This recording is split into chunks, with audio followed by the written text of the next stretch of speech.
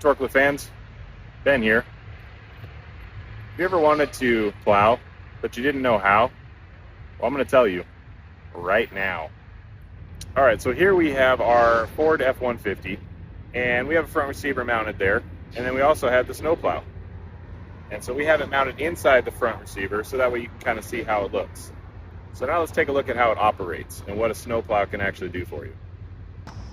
So front receiver mounted snowplows are a pretty awesome accessory. The one that we have here at Torklift Central is by Meyer Snowplow. This one is called the Home Plow. So it's perfect for your at-home driveways or even small lots because this one goes up and down. And so what I'm going to show you here, this is the remote. So it's all wireless. So all you got to do is hit the up button and the down button, right?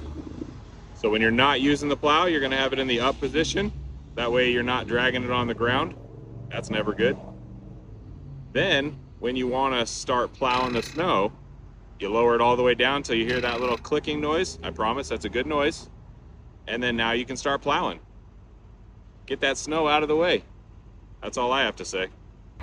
Now I know what you're thinking. Ben, you showed us how the thing goes up and how the thing goes down. But are you just pushing a pile of snow in front of you like a giant snowman? I'm sure the kids would love that, but that's not what it does. It's gravity fed. So as more snow piles to the right, it tilts. Just like when it goes to the left, it tilts.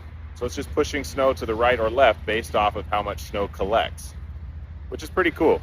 Gravity usually doesn't do us any favors. One thing to mention with these snow plows, now obviously you're not going to be towing a snow plow with it on ramps like this. This is just on display.